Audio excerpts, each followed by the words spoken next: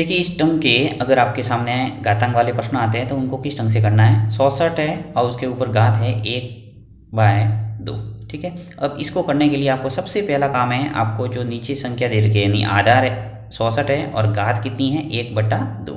तो सबसे पहले आपको 66 के अभाज्य गुणनखंड करना है। ठीक है, अभाज्य गुणनखंड यहाँ मैं साइड में आपको करके बताता हूँ और मैंने बहुत ही सरल तरीके से आपको अभाज्य गुणनखंड निकालना सिखाया हुआ है। आप उस वीडियो को देख के इजीली समझ सकते हैं। देखिए 66 है, इसके अंदर सबसे पहले आपको 2 का भाग देना है। अगर 2 का नहीं जाता है तो 3 का देंगे, क्योंकि पहली जो अभाज्य संख्या है वो क्या है 2 है, उसके बाद 3, उसके बाद क्या आएगा 5।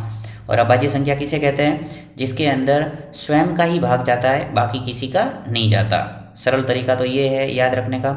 और याद रख सकते हैं कि जिनके केवल और केवल 2 गुणनखंड हो वो कहलाते हैं अभाज्य संख्या। ठीक है, तो 66 के अंदर सबसे पहले 2 का भाग जा रहा है तो इजीली दे दो। यहाँ पे देखिए 66 के अंदर 2 का भाग दिया, क्या आ गया 32। 32 आ गया, 32 के अंदर 2 का भाग वापस जाएगा, यहाँ आ गया 2। 32 के अंदर 2 का भाग गया कितनी बार 16 बार। 16 के अंदर 2 का भाग वापस जा रहा है, जब तक 2 का भाग जाएगा तब तक देते रहेंगे, और 2 का नहीं जाएगा तो 3 का देंगे। अब देखिए 2 का भाग जा रहा है 16 के अंदर, कितनी बार गया 8 बार। फिर 2 का भाग जा रहा है कितनी बार 4 बार, और वापस 2 का भाग जा रहा है, 2 का भाग दिया 4 में कितनी बार 2 बार।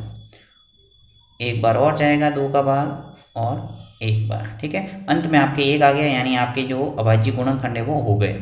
अब देखिए जो 66 है इसके स्थान पर आपको अभाज्य गुणनखंड ये सब लिखने हैं। 2 2 2 कितनी बार है 6 बार, 1 2 3 4 5 और 6। ठीक है, तो 6 बार मैं यहाँ 66 के स्थान पर ये रिप्लेस कर देता हूँ। 2 इंटू 2 इंटू 2 इंटू 2 इंटू 2 और इंटू 2। ठीक है, ये जो 66 है इसके स्थान पर देखिए 2 2 2 2 2 और 2। वापस गुणा करके देखो, देखिए 2 इंटू 2 कितने हुए 4, 4 इंटू 2 कितने हुए 8, 8 इंटू 2 कितने हुए 16, 16 इंटू 2 कितने हुए 32 और 32 इंटू 2 कितने हुए 66। ठीक है, अब देखिए 66 के स्थान पर मैंने सभी ये 2 को रिप्लेस कर दिया, यानी अभाज्य गुणनखंड लिख दिया। अब आपको घात चढ़ानी है 1/2, ऐसा का ऐसा 1/2। अब जो 2 2 कितनी बार है 6 बार, 1 2 3 4 5 और 6, तो इसको लिख सकता हूँ मैं 2 की घात 6। ये आपने घातांक नियम में पढ़ा होगा कि जो संख्या जितना गुणा में जितनी बार वो आपको घात चढ़ाना है। यहाँ 6 बार 2 है तो मैंने घात के रूप में कितना लिखा है 6। ये जो घात है वो ऐसा कैसा लिखो 1/2। ठीक है, अब देखिए यहाँ पे एक घातांक रूल आपको याद रखना पड़ेगा कि एक ही घात जब m होता है और उसके ऊपर घात यदि n है तो उसे हम खोलते हैं तो क्या करते हैं एक ही घात m और n, यानी इनका और इनका गुणा होता है। m का गुणा किससे करना है n से। यहाँ m और n कोई पूर्णांक है, तो देखो 6 का गुणा जब 1/2 से होगा तो क्या स्थिति आएगी हमारे पास 2 की घात 6 इंटू हो जाएगा 1/2। ठीक है, यानी जो 1/2 है इसका गुणा किसके साथ हो रहा है 6 के साथ। ये m और n पास पास में है, इसका मतलब यहाँ गुणा है।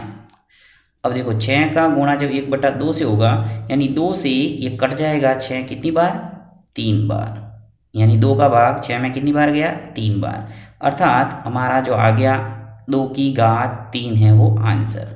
या तो आप घात के रूप में ऐसे लिख सकते हैं 2 की घात 3, या फिर इसको खोल के लिखें तो आएगा 2 इंटू 2 इंटू 2। 3 बार लिखना पड़ेगा क्योंकि घात कितनी है 3, तो 2 इंटू 2 कितने हुए 4 और 4 इंटू 2 कितने हुए 8। तो इसका जो अंतिम आंसर है वो आ जाएगा हमारा 8।